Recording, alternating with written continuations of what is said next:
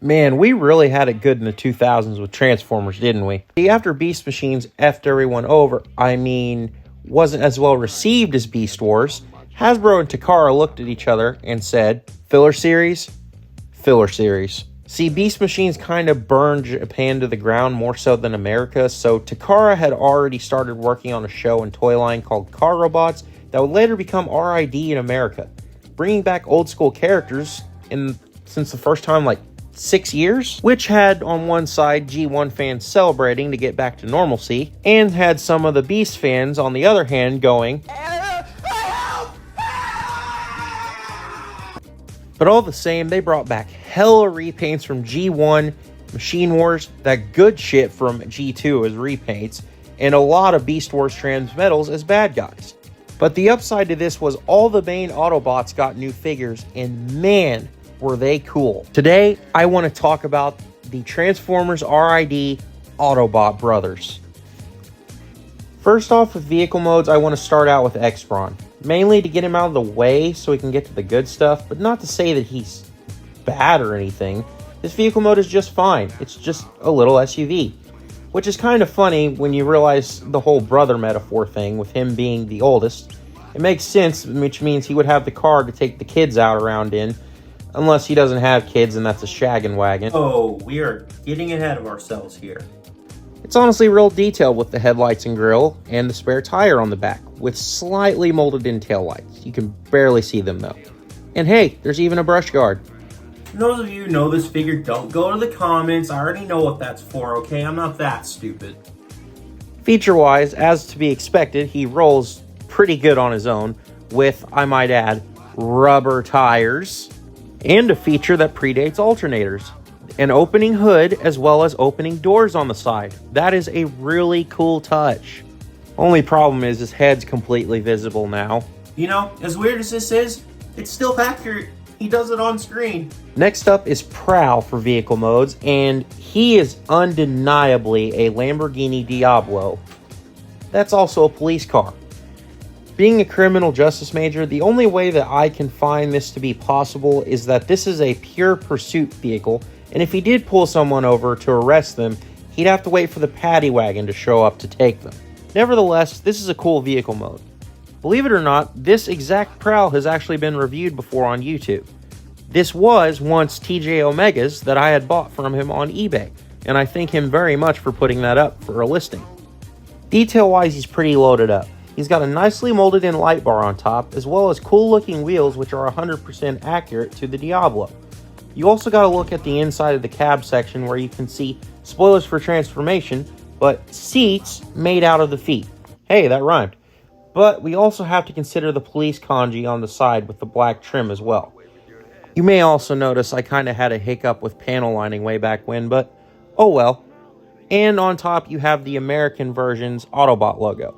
Feature-wise, once again, with rubber wheels, he rolls really good. And he actually has another feature, which I can't really show you right now because I can't find the accessories.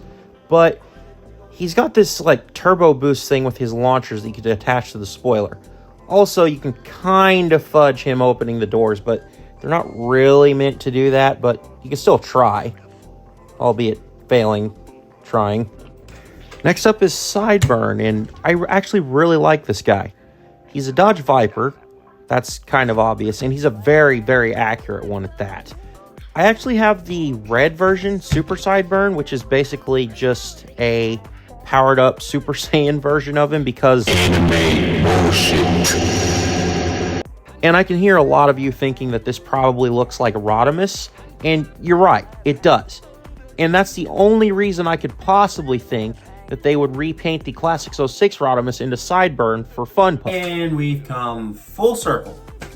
Side note, I actually have the Japanese version of Prowl here, Mock Alert in the Super mode. But he has a cracked door, or else we would look at him a little bit more in depth. So back to Sideburn, he's actually just as well detailed as the rest of them. He's got a nicely detailed two-tone flame going on, which is also lined in a white around, which honestly really, really makes it pop. And then he's got a engine block on top that's exposed. It wouldn't bother me except for the fact that it's supposed to be a freaking V10. That's inaccurate. Also, he's got the American Autobot logo on top, as well as taillights with turn signals in the back, and no license plate for some reason. No wonder Prowl's trying to pull him over all the time.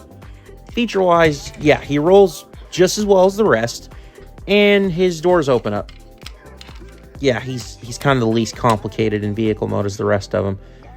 Collectively, they all do have one more feature that I'd like to show you. Go ahead and bring in Psycho Magnus here. Adjust the ramps as such, and go ahead and load up every one of the Autobot brothers.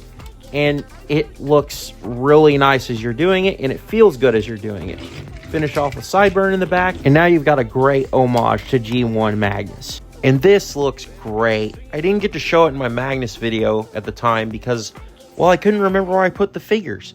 Not to mention that Magnus video has aged poorly since I changed formats. But overall, I like how this works out. They all have a very specific way they fit onto the ramps, and honestly, I just like to put Sideburn in the bottom. With him being the youngest, I could definitely see him being annoying on a long road trip. Are we there yet? We get there when we get there. Now, any deluxe car former will work here, but they honestly work the best from the grooves on the ramps and their rubber tires. Overall, I really like their car modes. Now, out of all of these three, which one is my favorite? Sideburn. It's got to be Sideburn. I don't know. There's just something about Dodge Vipers that get me. Plus, there's really nothing like seeing a domestic muscle car brand make a supercar that can compete with foreign cars of its era, even though it borrows some internals from Lamborghini. Thanks, Prowl. All right, David, let's transform him. Starting with X-Brawn, I think he has the most unique transformation. Very asymmetrical in design, but still a good time in the way the car shifts from the side to line up the robot mode. There's a lot of flipping out, turning, and accordioning, especially along the lines of the legs here, and I don't mind it. And I also really like how the arm transforms. Prowl, on the other hand, goes for something very different than I've ever seen in any other Prowl that I know. The hood ends up on the back, while the engine block and mechanics end up on his chest. I love that, and it gives him a very, very different flavor from what other Prowls I'm used to. Which very much adds up for me, considering that he's not actually Prowl in Japan. So, it makes sense. But overall, I really, really like how his transformation works.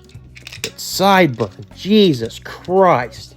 This thing starts out great. I mean, unclipping the bumpers, folding out the legs, great start, right? But then you go to situate the arms and you're like, holy shit. How does this turn? How does this line up?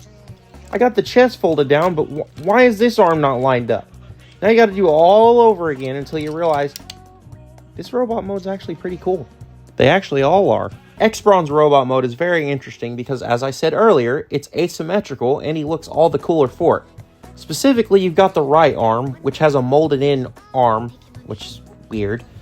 And then you have the left arm that's a big smash shit up, I'm gonna beat your ass kind of arm.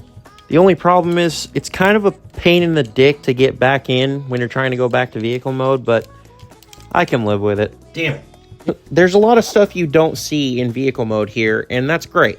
Especially the head. Well, it's a bit small, and you actually can see it in vehicle mode, but I don't care. It's still cool. Now, articulation for X-Brawn is...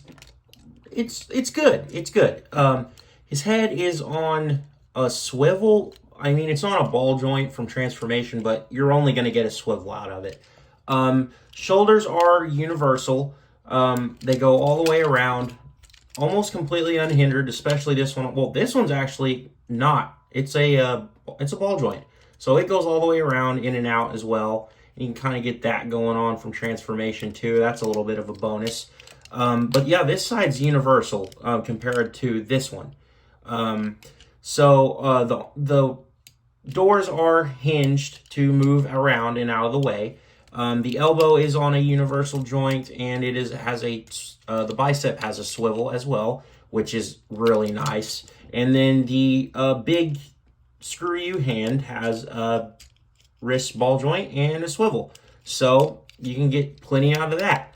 The waist is not articulated. You can just rock that from Transformation, but again, I don't know when you would use that.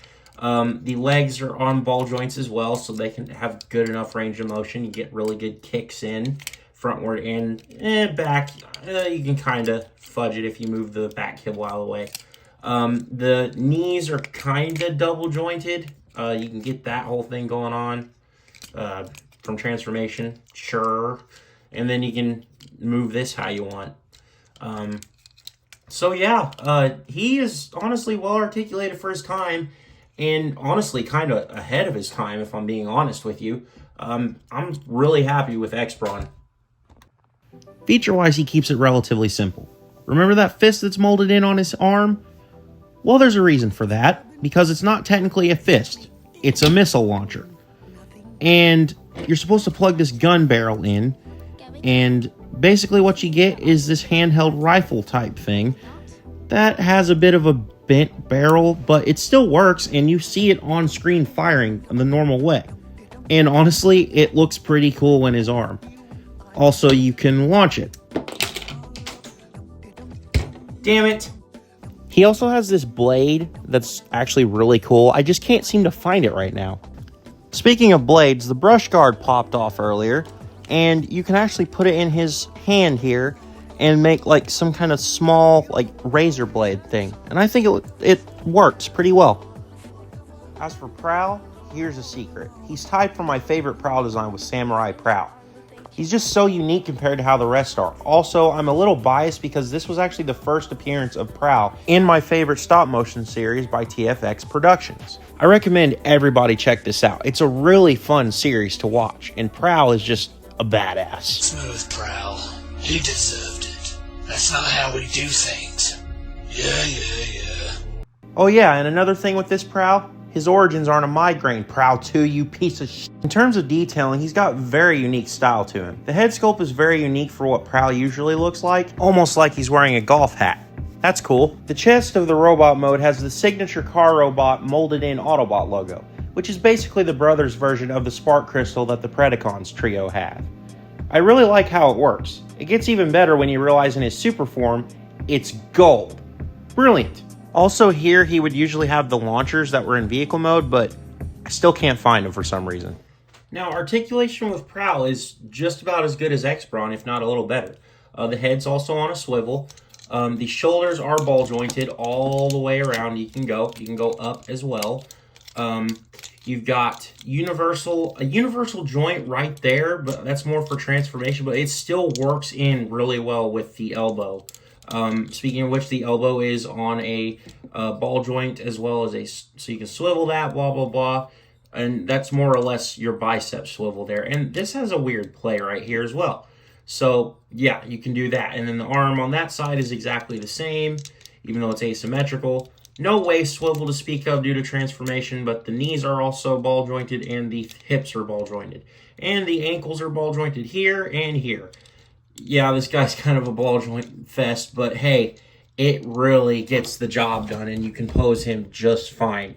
And even one thing I left out, the doors are ball jointed. However, the reason my mock alert broke is because this is translucent plastic, and you got to be really careful with that when moving them around.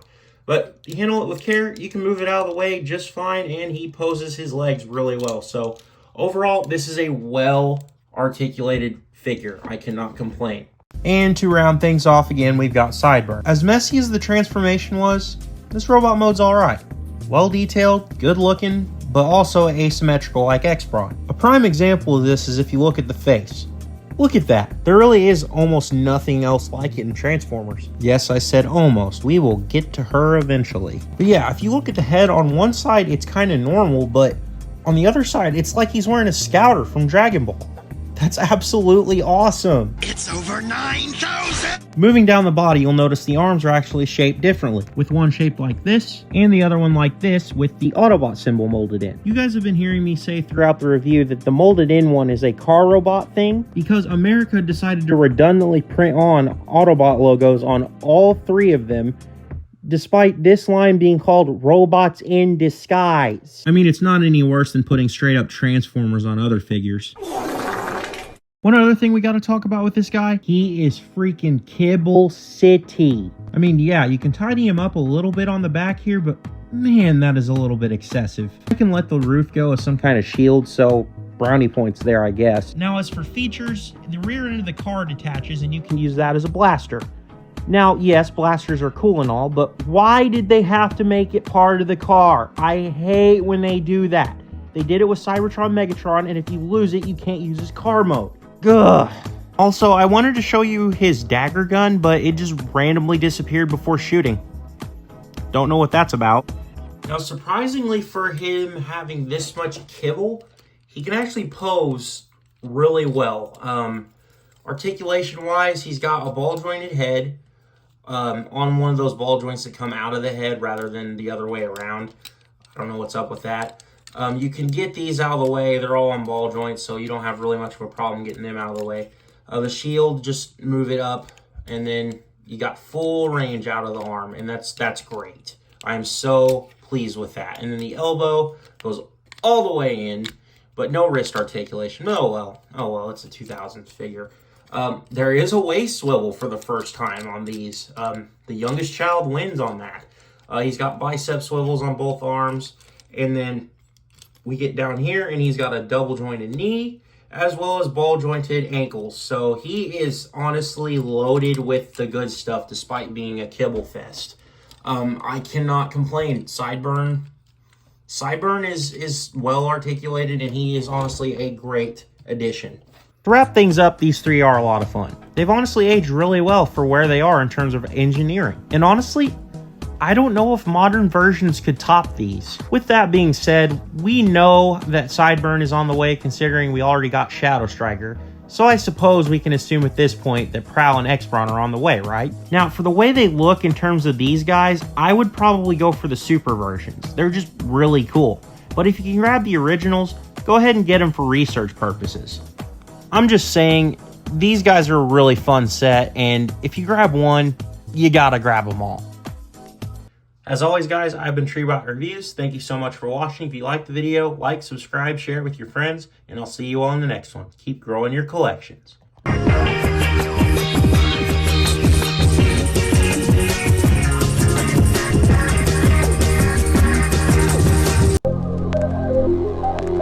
We must all get ready now.